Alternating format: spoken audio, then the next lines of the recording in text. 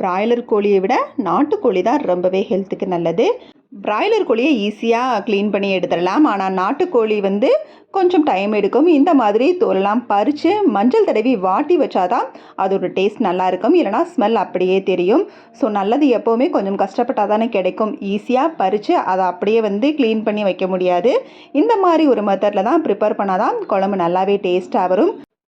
But clean பண்ணிட்டா ரொம்பவே ஈஸியாக வச்சிடலாம். தேவையான மசாலாலாம் ரெடி பண்ணி வச்சுட்டு அதுக்கப்புறமா நம்ம க்ளீன் பண்ணி வச்ச கோழியோட அரைச்சி வச்ச மசாலையும் சேர்த்து குழம்பு மசால் தூளும் தேவையான அளவு உப்பு போட்டு நல்லா கலந்து விட்டுட்டு தண்ணி ஊற்றிடணும். பிராய்லர் கோழிக்கு அளவாக தான் தண்ணி ஊற்றுவோம். ஏன்னா கோழிலேருந்தே தண்ணி நிறையா விடும். பட் நாட்டுக்கோழி கிட்டத்தட்ட 1 மணி நேரம் கூட வேகிறதுக்கு டைம் எடுக்கும். தண்ணியும் விடாது. அதனால் நல்லாவே தண்ணியாக கூட்டி வச்சுக்கோங்க. கடைசியாக கொஞ்சமாக நல்லெண்ணையும் ஊற்றி இப்போ ஸ்டவ்வில் வச்சு நல்லா கொதித்து நல்லா வத்தவும் இறக்கிக்கலாம். இந்த குழம்பு சாறு குடிக்கிறது சளி பிரச்சனைக்கும் எலும்பு முறிவுக்கும் ரொம்பவே நல்லது.